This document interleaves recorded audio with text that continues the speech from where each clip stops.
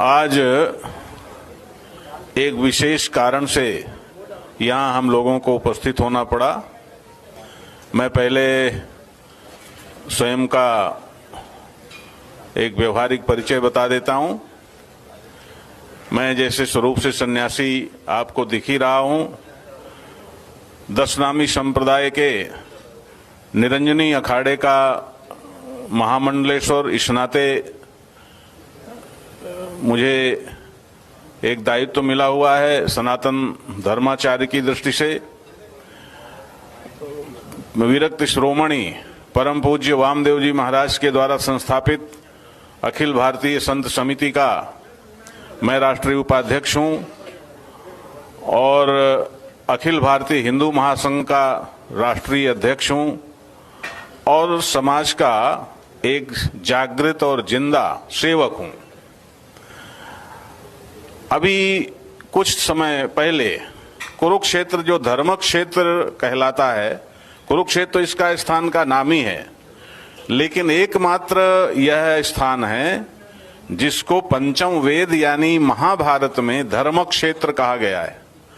और इस धर्म क्षेत्र में जहां विश्व का श्रेष्ठतम सदग्रंथ, जो मानवता को धन्य करने वाला है और सृष्टि पर्यंत उससे श्रेष्ठ कोई ग्रंथ इस सृष्टि में निकला नहीं, ना निकलेगा, ऐसा स्वयं भगवान के श्रीमुख से उत्पन्न हुआ श्रीमद् भगवत गीता, जिसका यहाँ ही जन्म हुआ है, ऐसी धरती में अभी स्वनाम धन्य पूरे विश्व में अब एक जागृति करने वाले हनुमान जी की विशेष कृपा जिनके ऊपर है, ऐसे बागेश्वर बाबा यहाँ आए हुए थे और उनका यहाँ काफी अच्छा सत्संग का क्रम चला।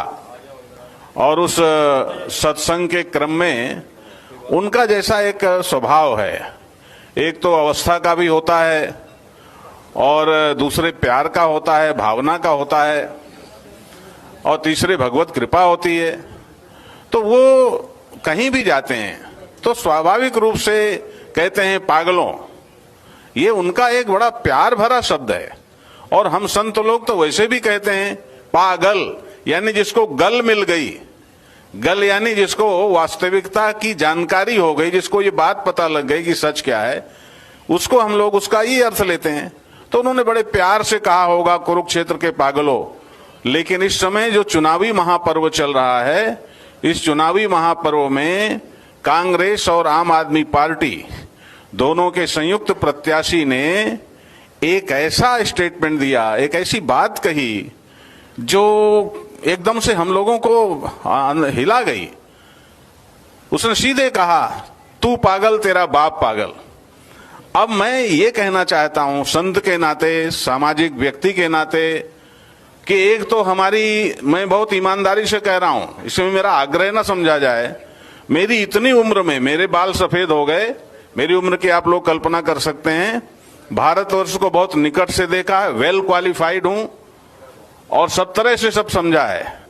लेकिन इतनी शातिर पार्टी जैसी आम आदमी पार्टी है और जैसे इसके लोग हैं, जैसे इसके मुखिया हैं, आज तक मैंने कोई भी भारत में पैदा होती नहीं देखी, जिसको हमारे सामने अभी कल इस पार्टी का जन्म हुआ और कल बेटे के सिर पे हाथ रखकर कसम खाने वाला, सब तरह की सब बातें करने वाला, उनको दोहराने की आवश्यकता नहीं है। और आज एकदम से उसका उल्टा आचरण है।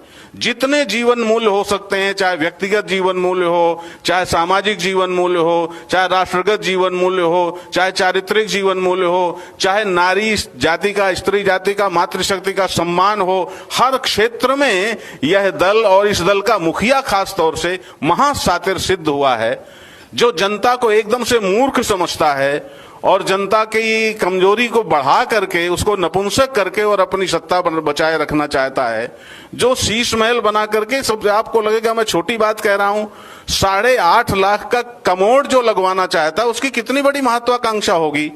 आपको छोटी बात नहीं समझनी चाहिए, छोटी बात से ही व्यक्ति की पहचान होती है।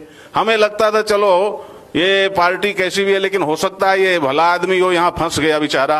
लेकिन कल उसका स्टेटमेंट सुन के तो ऐसा लगा कि वो जैसे इसमें सब एक से एक बढ़ करके हैं। जब आप कहते हैं तू पागल, तेरा बाप पागल, इसका मतलब उस व्यक्ति के हृदय में दूर दूर तक सनातन के प्रति, धर्म के प्रति, मानवता के प्रति, सांस्कृतिक मूल्यों के प्रति, राष्ट्रीयता के प्रति दूर दूर तक उसके हृदय में सम्मान या श्रद्धा नहीं है। ये बात अच्छी तरह से स्पष्ट होती है। और सातिराना अंदाज क्या है? आप जेल से छूट करके आते हो, और वो भी कैसे छूट करके आए? ये इस देश की अपनी एक संवैधानिक परिस्थिति है कि इस तरह के निर्णय लेने पड़ जाते हैं, हो जाते हैं कि जेल से कुछ दिन के लिए तुम निकल करके आते हो और क्या कहते हो? हनुमान जी की कृपा से मैं आ गया। और दूसरी ओर आप किसी हनुमान जी के मंदिर के पुजारी को तो आपने आज तक एक नया पैसा नहीं दिया होगा। मस्जिदों के जो रखवाले हैं उनको आप सैलरी देते हो, उनकी सेवा करते हो, और दूसरी ओर कहते हो कि आपका बेटा हूं, हनुमान जी की कृपा से छूट करके आया हूं। यह जो जनता की नासमझी का, जनता की कमजोरी का शोषण करने की जो मनोवैज्ञानिक दुष्प्रवृत्ति है, यह इस पार्टी का बहुत ही घृणित चेहरा है। दूसरी एक बात और मैं याद दिलाना चाहूंगा, हमें नहीं भूलना चाहिए कि एक जो कवि होता है उसका एक हृदय होता है। कुमार विश्वास जैसा कवि इस पार्टी के साथ जुड़ा हुआ था, और कुमार विश्वास ने एक समय कहा था कि यह पार्टी खालिस्तान से जुड़ी हुई है, और यदि नहीं जुड़ी हुई है तो वो कहें आकर के कि मैं नहीं जुड़ा हुआ हूं खालिस्तान से। तो उस व्यक्ति ने क्या कहा? मैं पत्रकारों से भी पूछना चाहता हूं, उस व्यक्ति ने क्या कहा? हाँ, मैं आतंकवादी हूं, लेकिन देशभक्त आतंकवादी हूं, मैं स्कूल बनाने वाला आतंकवादी हूं, मैं ये करने वाला आतंकवादी हूं। इस तरह से जनता को गुमराह करने की मनोवृत्ति, खंडन तो नहीं किया, दूसरे ढंग से घुमा दिया। वहीं लवली सिंह कहता है कि एक स्कूल हाथ रख के बता दे कि ये मैंने बनाया है। तो ये जो विडंबना है, इस विडंबना से देश को बचाने की आवश्यकता है। और मैं तो कहता हूं ये सरस्वती की कृपा है कि सरस्वती उसके कंठ में बैठ करके उसके छद्म वृत्ति को, उसके अंदर की वास्तविकता को उजागर करवा देती है। जब वो कहता है तू पागल, तेरा बाप पागल, और ऐसी स्थिति में तो हम सब पागल हो गए, क्योंकि बागेश्वर धाम का या बागेश्वर बाबा तो एक तरह से हमारे लिए, हम सब संतों के लिए बेटे के समान है। वो स्वामी राम भद्राचार्य जी का, जगत राम भद्राचार्य जी के शिष्य हैं, और हमारे लिए वो बेटे के समान है। तो यदि ऐसी बात है तो फिर वो भी पागल और हम सब भी, सब सारा संत समाज पागल हो गया। तो मैं कहना ये चाहता हूं, इसलिए हम लोगों को चोट लगी है इस बात पर। और एक बात अंत में कहूं, हम केवल भारत को बचाने के लिए, संत समाज के लिए या हिंदुत्व को बचाने की बात नहीं करते हैं। आप सब यहाँ प्रबुद्ध लोग बैठे हैं। मैं फिलॉसफी का स्कॉलर हूं, चैलेंज के साथ कहता हूं, इस धरती पर आज तक जितने आध्यात्मिक चिंतन विकसित हुए हैं, जितने पंथ मजहब विकसित हुए हैं, उनमें किसी में भी पूरे विश्व की मानवता को संभालने की सामर्थ्य नहीं है। वह सामर्थ्य केवल सनातन धर्म में है। इसलिए जब हम सनातन धर्म की रक्षा की बात करते हैं तो हम पूरे विश्व की रक्षा की बात करते हैं। ये बात समझ लेना चाहिए। दूसरे मजहब का कोई व्यक्ति यदि संत यदि अध्यात्म उसकी बात करे, राजनीति की बात करे, तो वो अलग बात है। वो अपने धर्म ग्रंथ के अनुसार राजनीति चलाना चाहते हैं।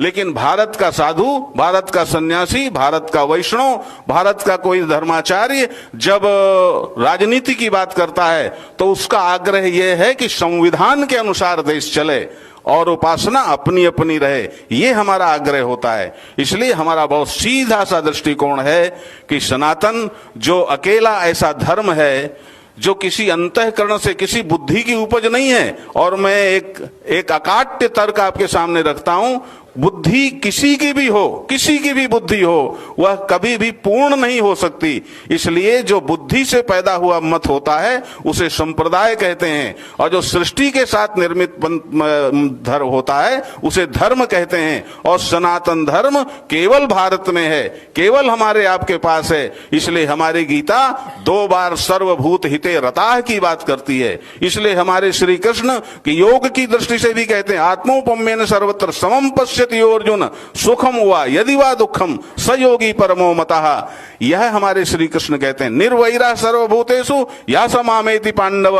सब प्राणियों में दया, सब प्राणियों के हित की कल्पना, यह सनातन धर्म करता है। ये ऐसे हम लोग हैं। तो हम लोगों को किसी से कुछ पक्षपात पूर्वक लेना देना नहीं है। किसी पार्टी से। ये तो एक भारत का सौभाग्य है कि एक दल ऐसा है जो अपना सिद्धांत एकात्म मानववाद बताता है, जो सनातन की बात करता है, जो राम का मूल्य समझता है। आप सब प्रबुद्ध जन बैठते हैं, मैं पूछना चाहता हूं, कुत्ता पैदा होने के बाद कुत्ता होने के लिए उसे कुछ करने की आवश्यकता नहीं है, बिल्ली पैदा होके फिर बिल्ली होने के लिए उसे कुछ करने की आवश्यकता नहीं है, लेकिन मनुष्य को पैदा होने के बाद मनुष्य होने के लिए कुछ करना पड़ता है कि नहीं करना पड़ता? बोलो भाई, उसे मनुष्य होने के लिए बहुत कुछ करना पड़ता है। और वह मनुष्य होने की साधना, वह मनुष्य होने की प्रेरणा हमें राम से मिलती है, हमें कृष्ण से मिलती है, हमें महापुरुषों से मिलती है। इसलिए इन मंदिरों की भी अपनी प्रासंगिकता है, जो सार्वभौम प्रासंगिकता है, जो हमें मनुष्य होने का संदेश देने वाली एक इनकी उपयोगिता है। इसलिए केजरीवाल कहते हैं मंदिर बेकार है, क्या मतलब है? कांग्रेस कहती है मंदिर राम तो हुए ही नहीं है, राम तो काल्पनिक हैं।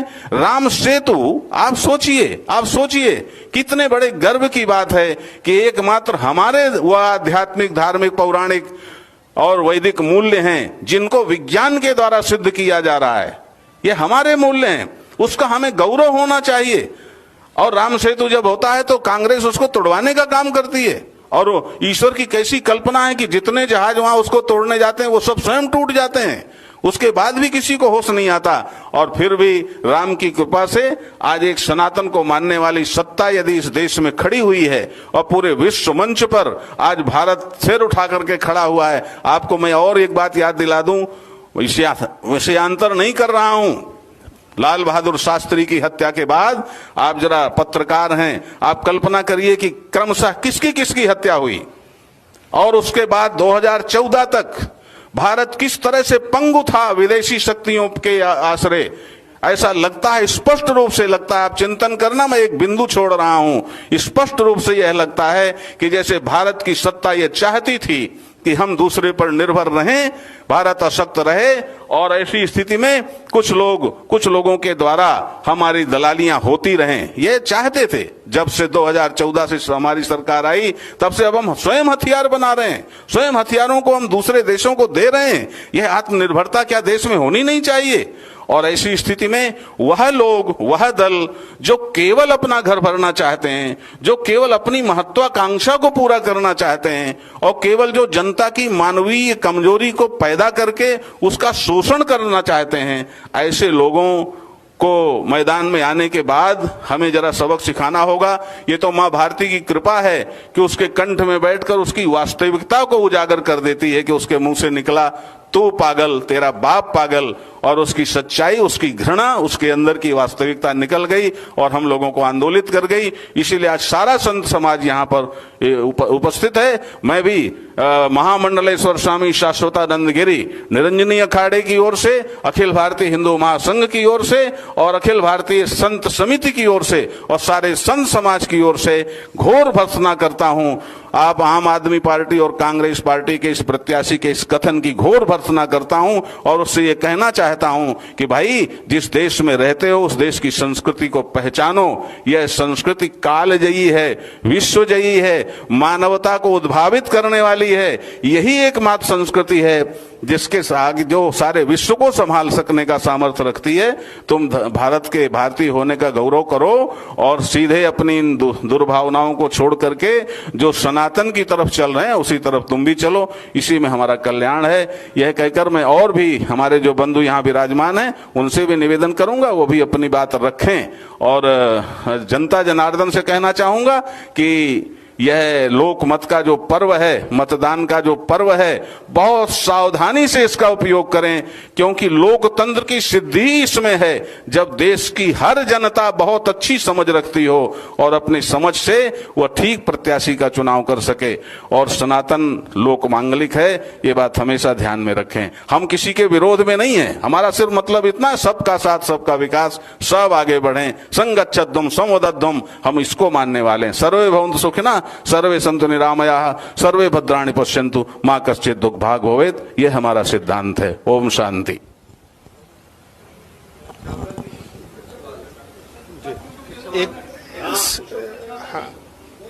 एक बार सिर्फ मैं संत कुछ बोल ले। एक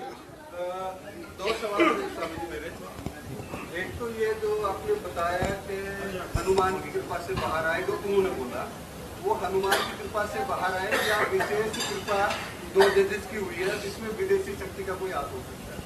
दूसरा कि जो उन्होंने पागल, तू पागल, तेरा बाप पागल बोला है, उसका रोष आप केवल पीसी करके करेंगे या कोई कानूनी प्रक्रिया में भी जाएंगे ताकि आगे से कोई ऐसा दुस्साहस ना करे हमारी सनातन संस्कृति के खिलाफ?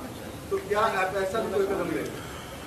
ऐसा है कि हनुमान जी की कृपा की जो बात की उस छूटे हुए अपराधी ने, सब इस देश का हर बच्चा ये जान चुका है, हर व्यक्ति जान चुका है कि यह व्यक्ति, जो आप सोचिए कोरोना काल में जिस समय लोग मर रहे हैं, लाशें पट रही हैं, ऐसे समय में आपका शीश महल भी बन रहा है और ऐसे समय में आप शराब की नीति बना रहे हैं और ऐसे समय में आप शराब पीने की उम्र घटा रहे हैं, शराब पीने का समय बढ़ा रहे हैं। मैं आप सबसे ये कहना चाहता हूं, देश की जनता से ये कहना चाहता हूं कि जरा अंदर की मानसिकता को समझने की कोशिश करें। और यह निश्चित है ऐसे लोग आतताई होते हैं और वो सुधर नहीं सकते किसी भी कीमत में, इसलिए उनको नजरअंदाज करना बहुत जरूरी है। और हरियाणा में आम आदमी का प्रवेश होना यह नासूर की तरह है, इससे हर व्यक्ति को जागृत रहना चाहिए। अब रही बात हनुमान जी की कृपा की, कहना हनुमान जी की कृपा तो है ही नहीं, सवाल ही नहीं पैदा होता ऐसे व्यक्ति पर हनुमान जी की कृपा हो, लेकिन कहने में उसका क्या है। और वो वही मैंने कहा है कि हनुमान जी की कृपा कहना केवल उसका छल है, उसका सातिराना अंदाज है, ताकि जो हनुमान जी के भक्त हैं उनको लगे अरे भाई देखो देखो इसे तो हनुमान जी ले आए तो इसको हम भी देखें।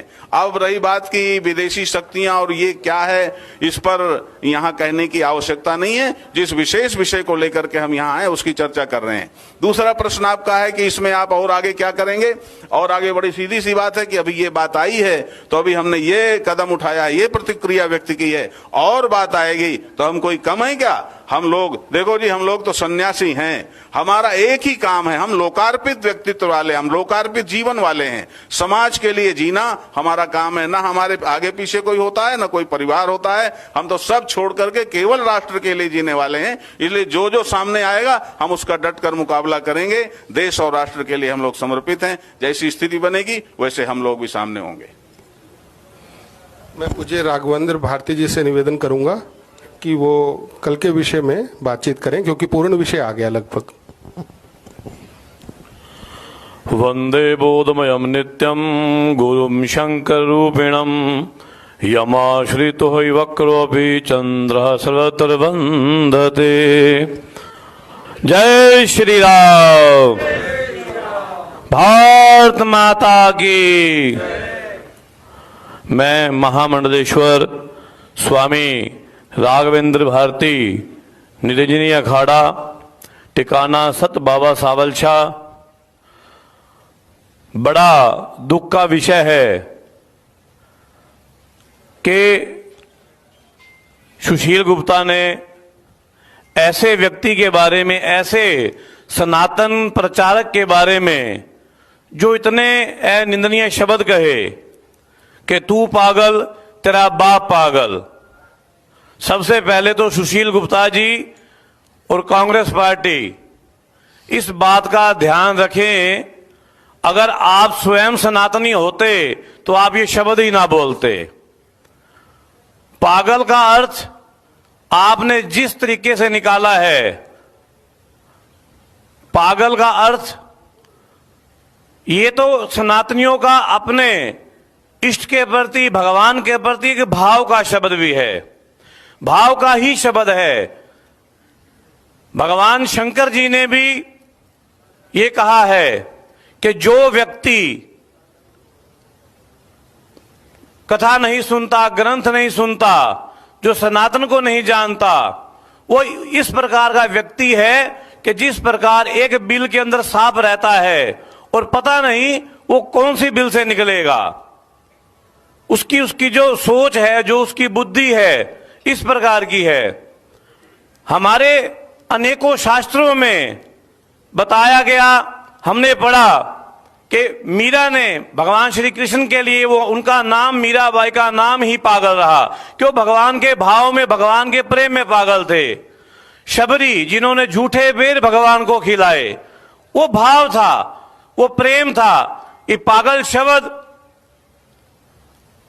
और ये वो लोग बोल रहे हैं जो सनातन के सदा विरोध में, सनातन के सदा दुश्मन रहे, जिन कांग्रेसियों ने भगवान राम जो 500 वर्षों से टेंट में रह रहे थे, जो आज इस सरकार में प्रधान सेवक के सरकार में हमारे भगवान राम महाराज है, अपने भवन में आए, जब पूरे देश के अंदर भगवान जी श्री राम जी के लिए निमंत्रण भेजे गए तो इन लोगों ने हमारे भगवान राम का निमंत्रण लेने से भी मना कर दिया।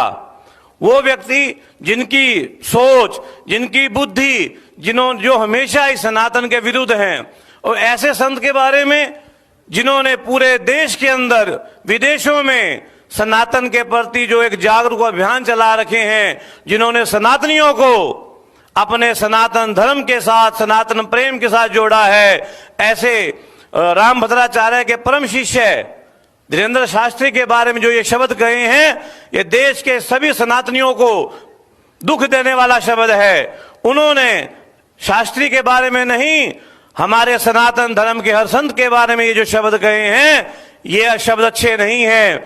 सुशील गुप्ता जी, कांग्रेस पार्टी, उन्हें इस बात का ध्यान रहना चाहिए। उन्होंने केवल धीरेन्द्र शास्त्री के बारे में ये शब्द नहीं कहे, प्रत्येक संत, प्रत्येक सनातनी के बारे में कहे हैं। संत समाज आज इतना दुखी है इस शब्द को लेकर कि देखिए, हम सभी संत, कोई कहीं हरियाणा से, कोई दिल्ली से, कहां से साधु एकत्रित हुए हैं, इसीलिए कि सब दुखी हैं।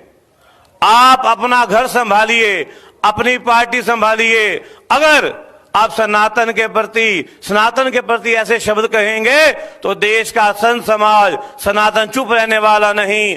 आप उस समय कहां थे जब देश के अंदर राम मंदिर की यात्राएं निकलती थी, जब यात्राओं के ऊपर पत्थर मारे जाते थे, उस समय आपके शब्द कहां थे?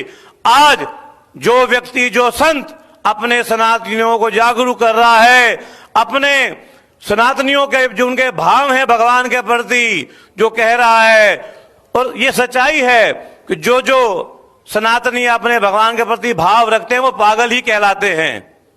हम भी, हमारे जो इष्ट है महादेव हैं, भगवान शिव हैं, हम भी अपने भगवान के पागल हैं। हमें भी, और पागल वो होता है जो मान, सम्मान, यश, अपयश से दूर हट जाता है, अपने भगवान के प्रति वो पागल कहलाता है। आपके पागल कहने का अर्थ कुछ और है, और धीरेन्द्र शास्त्री ने अगर पागल कहा है तो उसका अर्थ उसके भगवान के प्रति भाव रखने वाले व्यक्ति, भगवान के प्रति प्रेम रखने वाले व्यक्ति, भगवान के प्रति लगन रखने वाले व्यक्ति का भाव है। आप अपनी इस दलगत राजनीति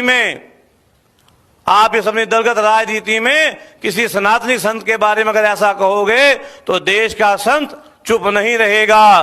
देश का संत जो है अपने सनातन के प्रति, जिन्होंने अपने परिवार ही छोड़ दिए, जिस संत का काम ही राष्ट्र सेवा है, जिस संत का काम ही सामाजिक सेवा है, जिस संत ने अपना जीते जी पिंडदान कर दिया हो, उसे आप क्या डराओगे या पागल कहोगे? मैं बस यही गुजारिश करूंगा कि मतदान 25 तारीख को प्रत्येक व्यक्ति अपना मतदान अवश्य करें, किसी के बहकावे में ना आए। सब जानते हैं, सबको पता है आज देश को किसकी जरूरत है। बौखलाए हुए लोग ही ऐसे कटाक्ष करते हैं।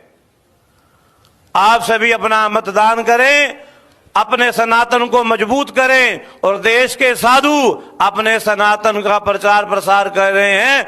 देश के सभी सनातनी अपने संतों के साथ, अपने सनातन प्रचारकों का साथ दें, और ऐसे जो व्यक्ति सनातन के विरुद्ध हैं, जो विरुद्ध थे, विरुद्ध रहेंगे, ऐसे लोगों का बहिष्कार हम सबको मिलकर करना होगा। सनातन धर्म अमर था, अमर है, अमर रहेगा। धर्म की, अधर्म का, प्राणियों में विश्व का धर्मी जयकारे हारे हारे महादेव।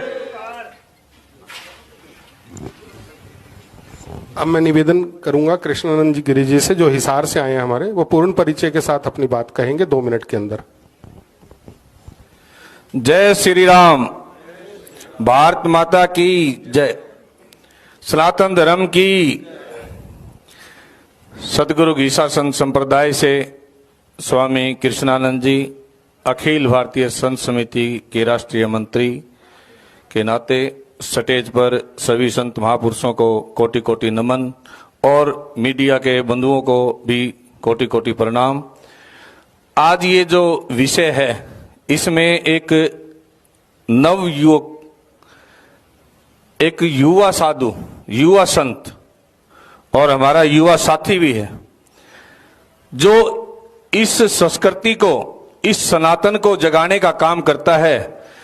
उनके एक एक प्रोग्राम के अंदर 5-5, 10-10 लाख युवा साथी, युवा समाज और भगतगण इकट्ठे होते हैं, जिनको इस संस्कृति से जगाने का काम, राम से जोड़ने का काम, हनुमान जी से जोड़ने का काम और नशो मुक्ति से दूर करने का काम जो एक युवा संत कर रहे हैं।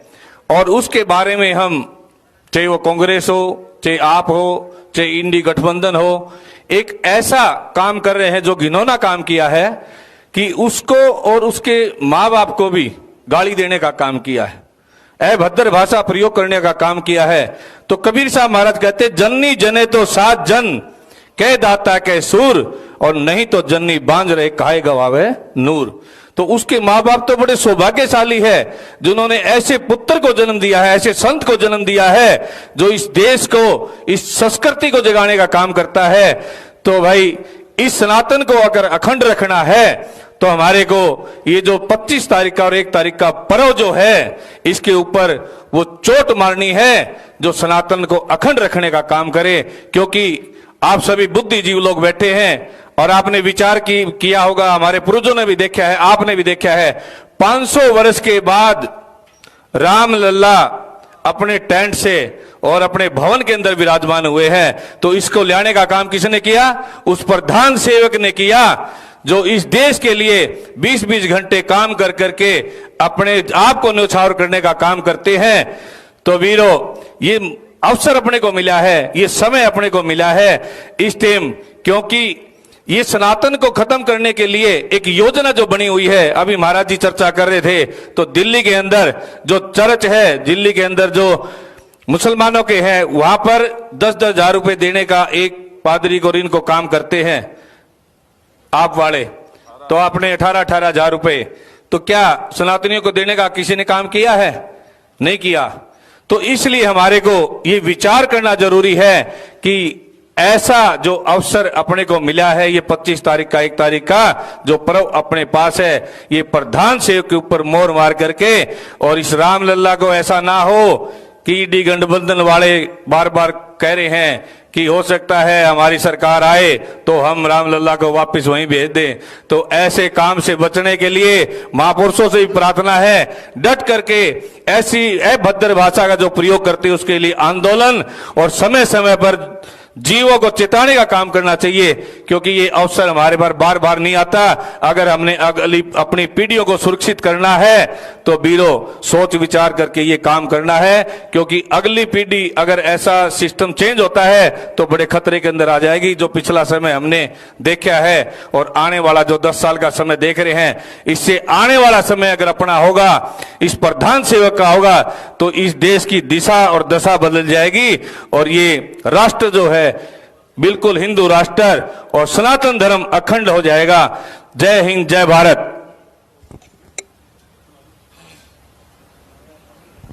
जी, अब मैं कैथल से आए अपने पूज्य संत से प्रणाम करता हूं और उनसे निवेदन करूंगा रमनपुरी जी से कि इनके बाद सिर्फ एक संत और कहेंगे, बाकी फिर उसके बाद हम प्रश्नों का सभी का प्रश्न लेंगे। ओम श्री गुरु दत्तात्रेय विजयतेत्राम। भारत माता की जय हो। जय श्री राम। यह जो विषय है, आज जिस कारण संत समाज यहाँ एकत्रित हुआ है, यह बड़ा निंदनीय शब्दों का उच्चारण किया गया है। और इसमें संत समाज हमारा पूरे भारतवर्ष का, सनातन जितने भी जो भारत माता को मानते हैं, पूजते हैं, इस मातृ शक्ति को, इस भारत भूमि को अपना सर्व न्यौछावर करने वाले हैं, वो सनातन के खिलाफ कभी ना बोलते हैं और ना ही सुनते हैं। तो हम लोगों को, संतों को ये बड़ा एक अखेद लगा, जैसे मालूम पड़ा कि भी हमारी संतों में आपस में चर्चा हुई कि भी ऐसे तो चुनाव के माहौल पे कोई भी कुछ भी बोलेगा तो आम जनता पे उसका बहुत गलत असर पड़ेगा और हमारा समाज गलत दिशा की ओर चला जाएगा। क्योंकि साधु संत एक समाज के एक ऐसे मार्गदर्शक हैं, इनकी एक भूमिका ऐसी है, ये समाज को जोड़ने वाले हैं, तोड़ने वाले नहीं है। हम लोग यार किसी राजनीतिक उद्देश्य से इकट्ठे नहीं हुए, हम लोग सिर्फ अपने धर्म की, अपने देश की मान मर्यादा को बचाए रखने के लिए इकट्ठे हुए हैं। हमारे सभी संतों से भी ये निवेदन है, हम किसी पार्टी को, किसी व्यक्ति को कभी भी सपोर्ट नहीं करते हैं। हम सपोर्ट करते हैं सच्चाई को, हमारे देश की धरोहर को, जो कि हमारे देश की रक्षा के लिए हमेशा अपने जीवन काल में समर्पण रहते हैं, उन लोगों के लिए हम लोग खड़े होते हैं। और अपने जीवन की हर हमेशा एक यही मनोकामना रहती है कि हमारा समाज एक साथ होकर के चले और ये भारत देश हमारा उन्नति करे। इस उन्नति करने के मार्ग में एक असुरी सत्ताओं का प्रभाव जो होने जा रहा है, उस पे हम लोगों को एकजुट होकर के रोकना पड़ेगा उनको, नहीं तो वो कल को आने वाले समय में हमारे समाज के लिए, हमारी मातृशक्ति के लिए, बहन बेटियों के लिए एक ऐसी विडंबना बन जाएगी कि हम लोग संभाल नहीं पाएंगे। तो इसीलिए मेरा सभी से, संतों से भी अनुरोध है कि ये जो विवाद किया है शब्दों का कि भी तेरा बाप पागल, तू पागल, इन शब्दों से कुछ भी होने वाला नहीं है। ये एक बुखलाहट है। आप पढ़े लिखे सामाजिक व्यक्ति हो, आप सुनते होंगे हमारी इस बात को, आपको बिल्कुल भी ये शोभा नहीं देता।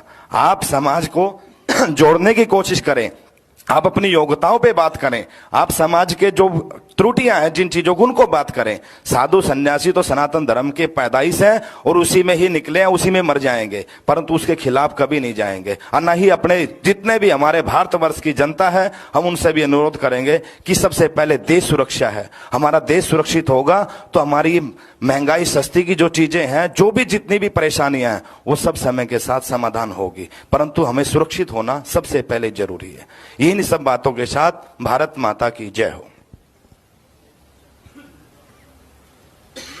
जी महाराज जी, आप परिचय दें। हेलो,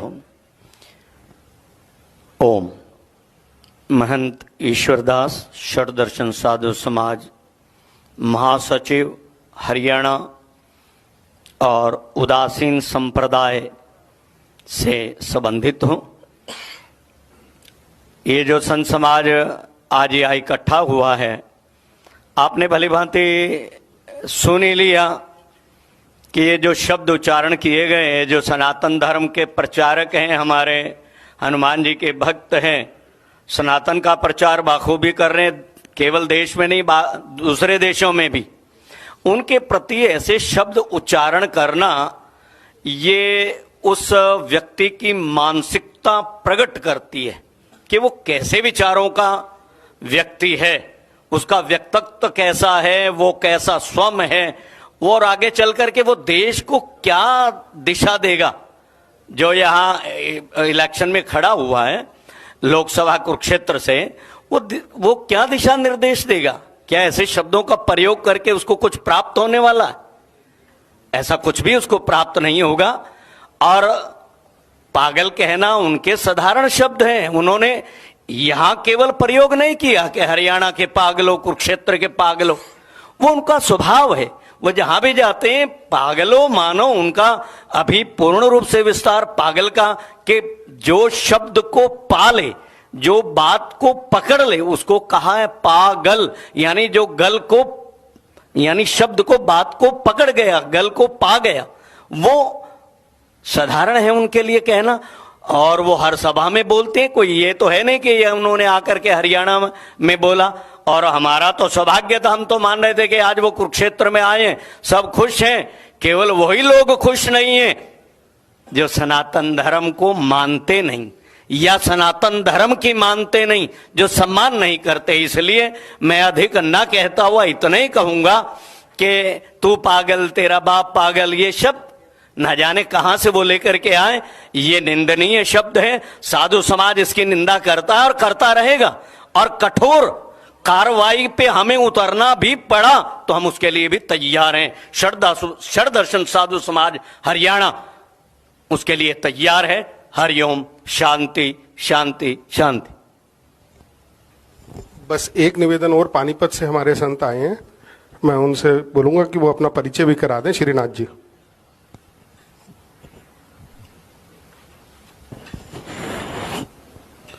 भारत माता की। देखो, ना तो कम लोग बैठे हो और ना ही कमजोर लोग बैठे हो। सब सभ्य लोग बैठे हो और ना ही सताए हुए लोग बैठे हो और ना ही दुखी मन से आए हुए लोग बैठे हो। आक्रोशित हो, आंदोलित हो, इसलिए यहां पर बैठे हो। और जो आक्रोशित होता है उसकी वाणी में जोर होता है, और जिसकी वाणी में जोर नहीं होता वह ना तो आंदोलित होता है ना आक्रोशित होता है, जबरदस्ती बिठाया होता है।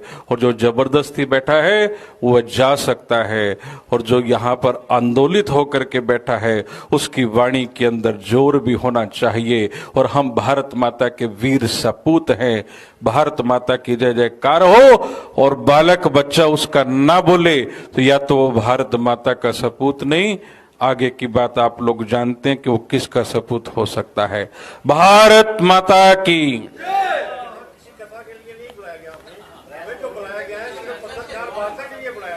वास्तविकता पत्रकारों का हम सम्मान करते हैं। बड़ी देर से मैं आप लोगों को देख भी रहा हूं कि आप हमें सहन कर रहे हैं।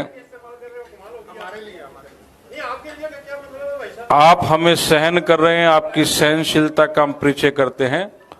लेकिन ध्यान देना, जिस विषय के लिए आप और हम यहां पर आए हैं, एक महापुरुष ने पागल कह दिया। पागल की विवेचना आप लोग किसी भी तरह से कर लें, लेकिन आम भाषा में पागल कह दिया जाए तो पागल शब्द से चिढ़ता कौन है? जो स्वयं पागल होगा, जो स्वयं को पागल समझता होगा। हम लोग चर्चा कर रहे हैं कि बागेश्वर धाम सरकार ने पागल कहा, और एक व्यक्ति जो किसी पार्टी से संबंध रखता हो उस व्यक्ति को बुरा लगा, और वह केवल उन्हीं को पागल नहीं कहता, पिता तक पहुंच जाता है। ध्यान देना, हम जितने संत यहां पर बैठे हैं कोई मूर्ख नहीं है।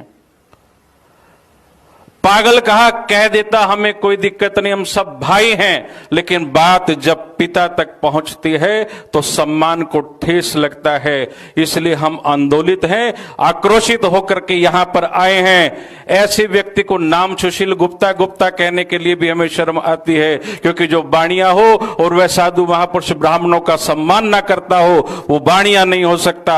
और जो बाणिया है वो सम्मान भी करेगा, अपनी वाणी पर भी नियंत्रण रखेगा। साधु समाज आज आंदोलित है, आक्रोशित है, और बात आई थी कोर्ट तक जाने की। आवश्यकता पड़ी तो कोर्ट क्या उससे ऊपर भी जाने का प्रयास करेंगे। ये तो गनीमत है कि केवल यहां प्रेस वार्ता के लिए आप और हम यहां पर उपस्थित हुए हैं। आवश्यकता पड़ी तो घेराव भी करेंगे। और ध्यान देना,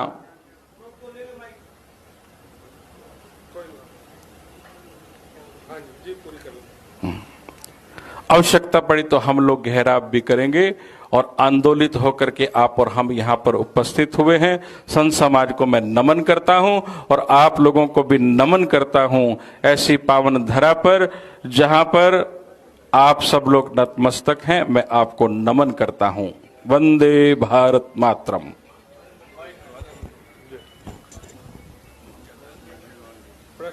प्रश्न कोई आपके?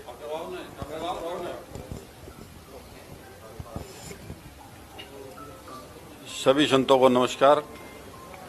स्वामी जी, मैं आपसे एक सवाल करना चाह रहा हूँ कि इतनी क्या नौबत आ गई कि हमारे संतों को, संत समाज को, राजनीति को ऐसी दशा दिखानी पड़ गई। आपने कांग्रेस या आम आदमी पार्टी के बारे में बात करी है। अभी बीजेपी की तरफ से भी भगवान जगन्नाथ जी के बारे में कोई कल परसों चर्चा हुई थी, माफी मांगी थी। अच्छा होता सभी को कॉमन दृष्टि से बात होती है। नारायण, ऐसा है जी, हम लोग उपदेशक हैं, साधु हैं। हम लोगों का बाना ही लोकार्पित है। तो ऐसे में केवल ऐसा नहीं कि राजनीति हमारे लिए अछूत है। आप जरा देखें, हमारे जितने इष्ट हैं, चाहे वो राम हो चाहे कृष्ण हो, सभी राजा थे, कौन राजनीति से बाहर थे। पूरे देश में किसी भी दिशा में कहीं भी यदि मानवता को हानि हो रही है तो हमारा सतर्क होना ये हमारा कर्तव्य बनता है। अब इसमें हम क्यों आ गए? इसलिए आ गए, अभी तक चुप थे हम, तो अभी तक सिर्फ इतना ही कहते थे कि देखो ये भला आदमी बेचारा कहां पहुंच गया। लेकिन जब ऐसी बात आई तो हम लोग जरा दूसरी बात देखते हैं। हम लोग बड़ी बातों पर उतना ध्यान नहीं देते, क्योंकि बड़ी बातें तो बड़ी बातें हैं, छोटी बातें व्यक्ति की वास्तविकता को ज्यादा उजागर करती हैं। अपनी सभा में, अपने घर में हैं, वो जो हमने वीडियो देखा ऐसा लग रहा था उनका कहीं अपना, वहां यदि ऐसा निकलता है तो वो उसके अंतर मन की बात है। तो उस अंतर मन की बात जहां है, फिर और हम इतने लंबे समय से देश में देख रहे हैं, जो और बहुत सारी बातें देख रहे हैं, जो और सारा, एक और व्यक्ति हनुमान जी की कृपा से निकल करके आया है और दूसरी ओर हनुमान जी का भक्त जो स्पष्ट है। आप भी दिल से यही मानोगे कि धीरेन्द्र शास्त्री हनुमान जी के भक्त हैं, उनके ऊपर हनुमान जी की ही कृपा है। तो हनुमान जी के एक पार्षद के प्रति ऐसी घृणा भी है, ये विरोधाभास नहीं है। तो इस विरोधाभास से जनता जनार्दन को सचेत करना यह हमारा कर्तव्य है, और अपने कर्तव्य का निर्धारण करने की हर व्यक्ति की अपनी व्यक्तिगत स्थिति होती है, व्यक्तिगत विवेक होता है। हम उस विवेक से प्रेरित होकर के आए हैं। और जी आप इतनी देर से झेल रहे हैं, देखिए कोई और प्रश्न हो जी?